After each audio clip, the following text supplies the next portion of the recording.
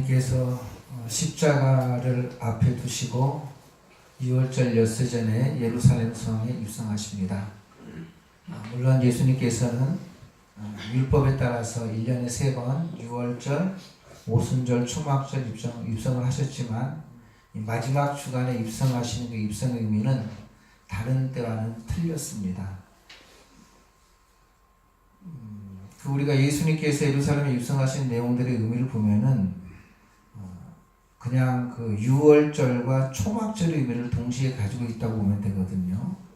6월절이란 무엇인가 하면은 이스라엘 백성들이 애굽에 400년 동안 종살이 할 때에 애굽에 열장을 내리시고 마지막 10번째 재앙이 장자의 재앙인데 너물유, 너물월 해가지고 어린 양을 잡고 그날 밤에 집 좌우의 임방과 설주에 피를 바른 집은 죽음의 그림자가 넘어갔습니다. 사망의 그림자가 넘어가고, 그리고 그렇지 아니한 집은 가족 또 가축 짐승에 이르기까지 모든 초태생에 처음 난 것들은 다 죽었습니다.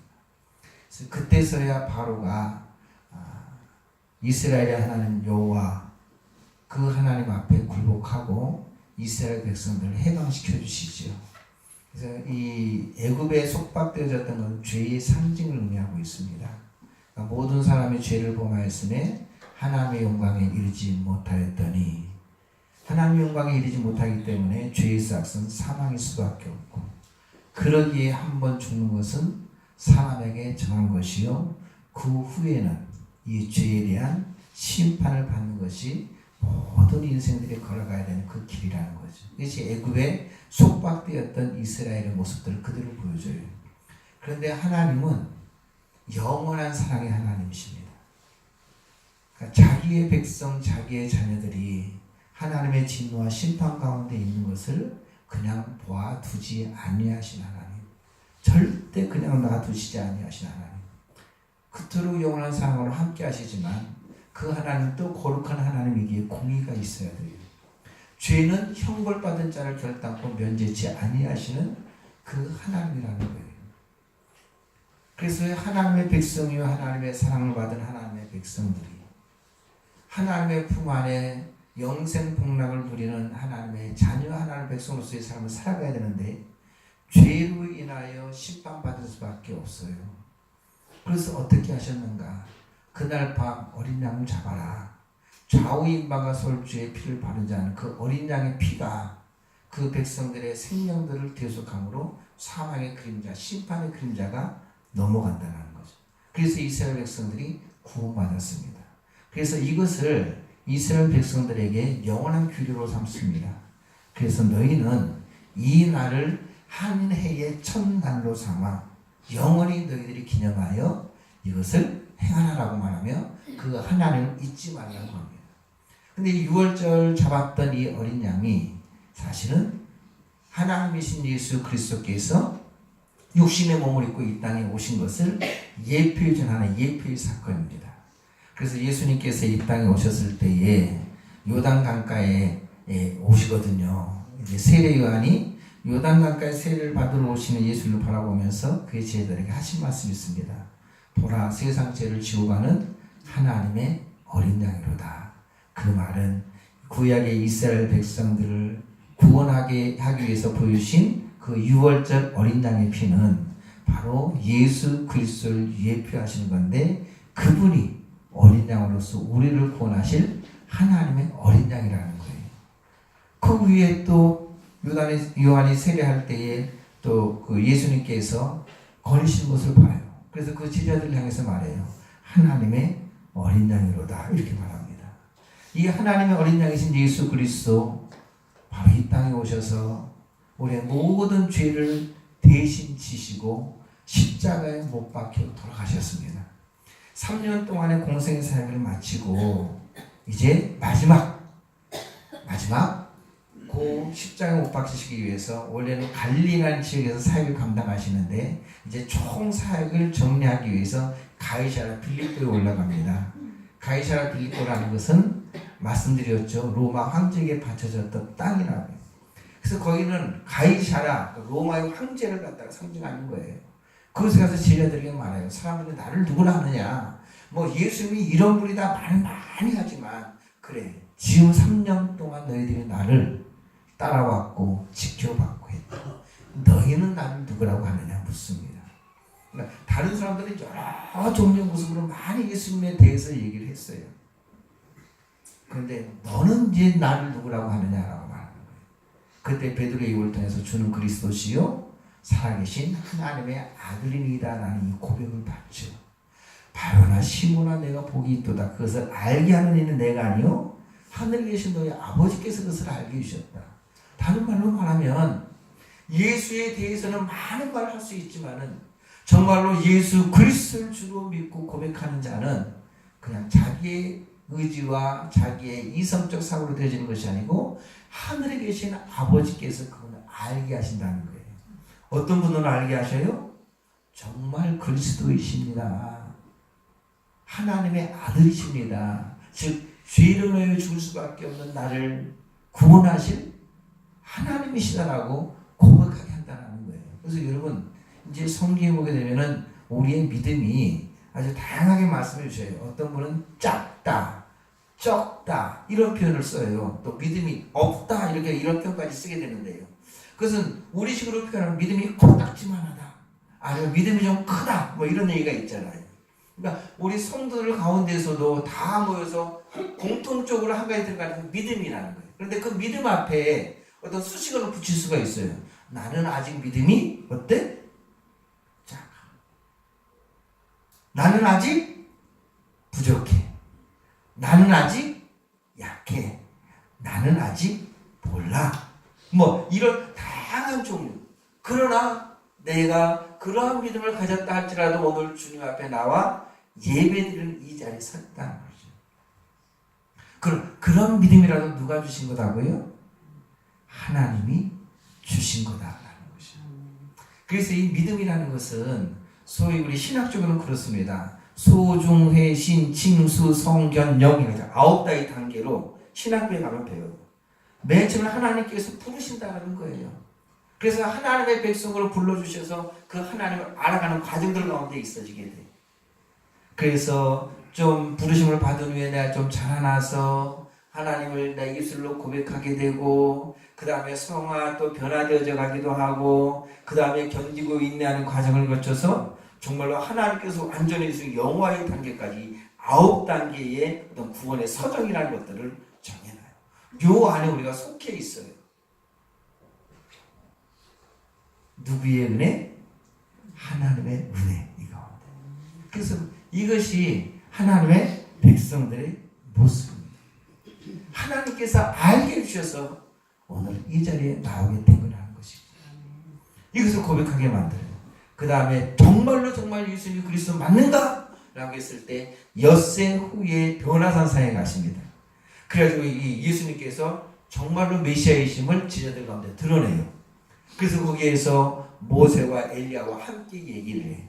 모세와 엘리야라는 거 말하면 모세는 기록되어진 모세오경, 즉 기록되어진 율법의 대표자예요.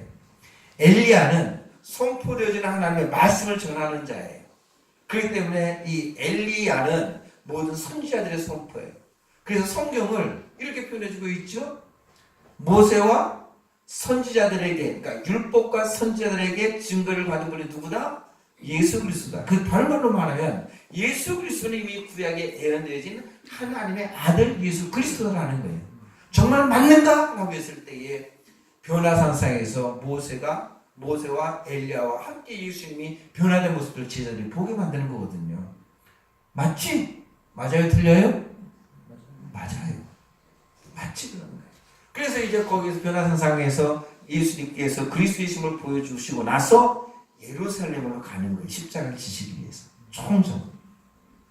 그래서 예루살렘으로 이제 올라가셔서 마지막 이제 십자가를 지시기 위해서 예루살렘에 입성해요.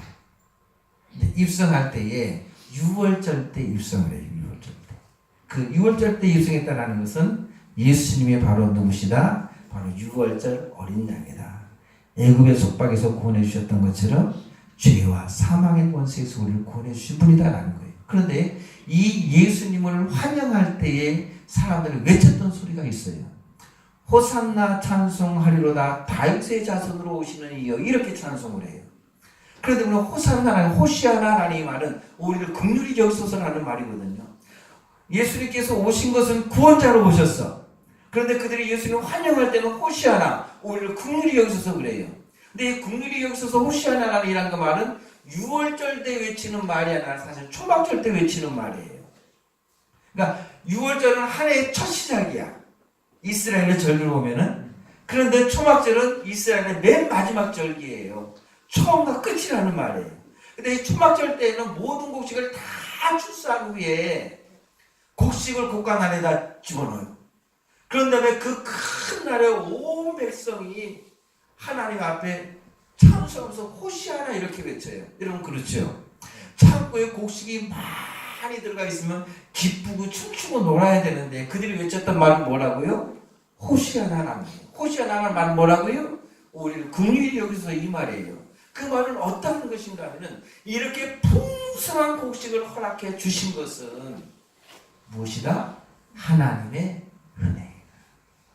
하나님께서 축복해 주셔서 이런 풍성한 곡식을 거두게 되었습니다. 그러니 하나님 우리를 긍휼히 여기셔서 내년에도 이렇게 축복해 주세요. 이 말이 호시아나라는 말의 의미라는 거죠. 그러니까 이 호시아나라는 것은 하나의 마지막 마무리를 갖다 마무리하는 거예요. 하나의 은혜를 돌리는 거예요. 그런데 예수님께서 예루살렘에 입성하실 때는 무슨 절기? 유월절 절기. 그들이 예수님을 환영했던 절기는 뭐예요? 초막절 절기도 외쳤던 큰 음성이라는 말이죠. 그러니 이것이 동시적으로 이루어진 거예요. 그러니까 예수님을 통하여 구원의 시작과 구원의 열매가 마무리됨을 예수님이 입성을 통해서 말해주셨거든요. 예수님께서 어떻게 이 사역을 감당했을까요? 잘하는 것처럼 우리 주님께서는 이 한 주간 동안에 많은 논쟁과 또 가르침을 통해서 지난 3년간의 사역을 다 정리하십니다. 그리고 잡히시던 날 밤에 제자들과 함께 마지막 식사를 하는 거예요. 제자들과 함께 마지막 식사를 할 때에 우리는 두 가지 것들을 좀 봐야 됩니다. 무엇인가 하면 식사를 하시던 도중에 자리에서 일어나서 예수님께서 행하셨어요. 친히 수건을 가져다가 허리를 두르시고 대야를 가져다가 물을 뜨시고 친히 제자들의 발을 갖다 탁 닦아놓으셨어요. 소위 우리는 세속주의라는 단어를 알지만 여러분 우리의 입장에서 그래 높은 사람이 선생이 스승이 제자들의 발을 씻어줄 수도 있지 경선의 모습을 할 수 있지만은 당시에 있어서 일한 일들은 상상도 하지 못한 일들이었어요.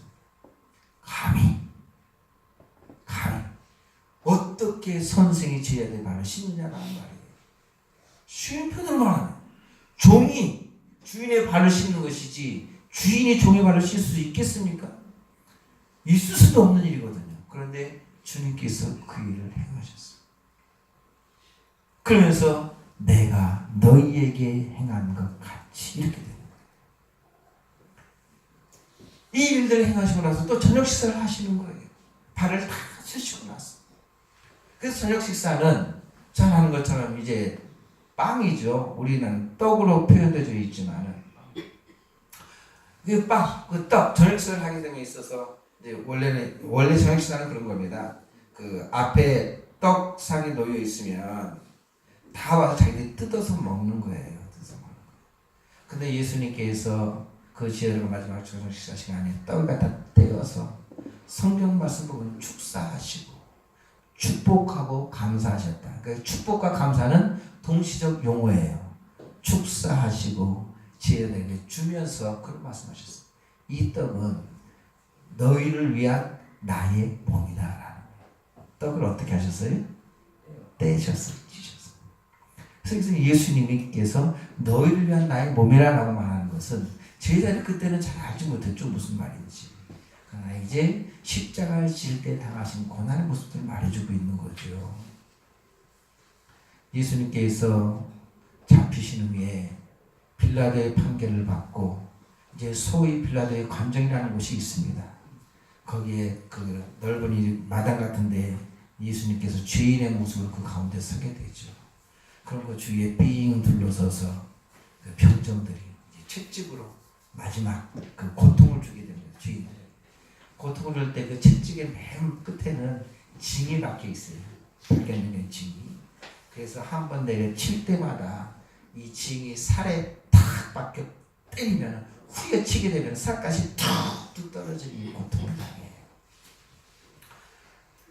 이 몸은 너희를 위한 내 몸이니 대속.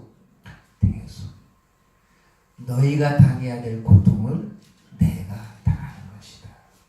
너희가 그렇게 죄인의 몸으로 살점이 툭 찢겨나가는 고통과 그 아픔을 겪어야 되는데 그것이 죄에 대한 심판이고 그것에 대한 죄에 대한 대가의 모습인데 내가 대신한다. 그러면서 이것을 행하여 나를 기념하라 라고 이렇게 표현해주고 있습니다. 이것을 행하여 나를 기념하라. 에멘 아남 내신이라는 말인데요. 특별히 여기서 뭐 우리가 성경의 언어에 대해서는 많이 알지만은 에멘 아남 내신이라는 말, 에멘이라는 말을 안 써도 돼요. 그러니까 아남 내신이 한마디만 해도 이것을 기념하라 이렇게 되는 것인데 특별히 여기 에멘이라는 게 나를 갖다가 강조해요. 나를. 그래서 이 기념한다라는 말은 좀 번역을 좀 바꿨으면 좀 좋겠어요. 왜 그런가 하면 기념한다라는 것은 그 하나의 의식과 그 행위를 표현해주고 있는 거잖아요. 그래서 뭐 우리가 기념하는 거니까 해마다 이렇게 기념하며 나아갈 수 있지만은 우리 아남대신이라는 이 말은 기념한다는 말보다는 기억하다라는 말이 훨씬 더 어울리는 말이고 아마 앞으로 번역될 때 이 번역이 더 훨씬 더 우리들이 받아들이기에 올바른 번역이 아닌가라는 생각은 드는데요. 아무튼 아남대신, 에멘 아남대신 말합니다. 나를 어떻게 해라? 기념하라가 아니라 원어적 의미를 보게 되면 기억하라. 그래서 성찬예식을 행할 때 떡을 떼잖아요. 입을 갖다 이렇게 넣어서 떡을 입에 넣었을 때 입을 갖다 씹어 먹는 의식을 행하는 거거든요. 그래서 주님께서 그 떡을 뗀 것처럼 살점이 뚝뚝 떨어지는 그런 것은 내 살점이 주변에 떨어지는 그 고통을 내가 당해야 되는데 주님께서 그 고난을 당하셨다. 이런 의미의 것을 행하여 기념하라. 그것도 그 다음에 잔을 가지십니다. 잔을 가지시면서 또 역시 축사하셔요. 감사기도 하셔요. 사실 이런 모습들을 볼 때에 마음이 그냥 전율이 좀 느껴지는 것 같지 않습니까? 자기 자신이 당해야 될 그 고통과 그 마지막 피 한 방울까지 쏟아낼 그것들을 바라보시면서 앞으로 몇 시간 후면 이것이 저녁 6시에 이런 일들이 있었다고 볼 때 예수님께서 9시에 십자가 못 박히거든요. 11시, 밤 11시에 잡히시거든요. 그 모든 과정들이 다 이 고난의 과정이거든요. 요한복음 13장에 보면 이미 예수님께서 그것을 다 알고 계시는 거예요. 그러면서도 축사하세요. 감사기도 하셔요. 한 생명을 위해서 이렇게 희생과 고통. 그 한 생명이 바로 내 자신을 위해서 그런 고통과 아픔을 겪으신 주님께서. 나 같은 것이 무엇인데 나의 구원 하나님 받은 것들을 위해서 축복하시고 감사하시니 이 주님의 모습이다. 제들에게 나죠. 이것은 너희를 위하여 흘리는 나의 피다. 새 언약의 피다. 똑같은 말을 써요. 아멘. 하나님이시 나를 기념하라. 기억하라. 이것을 행할 때마다. 이것이 주님께서 그날 밤에 우리에게 주신 성찬예식의 한 모습입니다. 우리는 오늘 성찬예식을 거행합니다. 주님께서 친히 이것을 바울에게 말씀해 주셨고 제자들에게 가르쳐 주셨어요. 그러므로 내가 너에게 이렇게 전한 것은 주께 받은 것이다. 그러므로 성찬예식을 행할 때마다 이런 것들을 알아야 된다는 거예요. 여러분 오늘 우리는 성찬예식을 참여하게 됩니다. 지난 시간에 광고를 드렸습니다. 어떤 마음으로 예배를 하셨습니까? 또 어떠한 마음가짐으로 오늘 이 성찬일식을 참여하고 계십니까? 또 성찬일식을 참여하시렵니까? 주님께서 친히 제정해 주신 예식을 우리는 성례식이라고 합니다. 친히 주님께서 명하신 예식은 우리는 두 가지입니다. 성경을 통해서 두 가지밖에 말씀 안 하셨어요. 오늘 우리가 행한 이런 성찬 예식과 너희는 모든 족속으로 가서 제자를 삼아 아버지와 아들과 성령의 이름으로 세례를 주어라 하신 말씀과 같이 세례의 성례식 두 가지를 갖습니다. 우리는 이 성례식을 통해서 내가 죽어야 될, 내가 감당해야 될 그 고난과 그 죽음의 그 십자가 주님께서 친히 담당하신 것을 이제는 몸에 짊어지고 그것을 기억함으로 되새기며 주님께서 우리에게 명하신 것들을 행하며 살아 그 믿음 가운데에서 오늘 성경에 있는 것처럼 주가 오실 때까지 그가 오실 때까지 이런 주의 죽으심을 전하는 자의 사명을 감당해야 될 하나님의 백성으로서의 삶을 살아야 됩니다.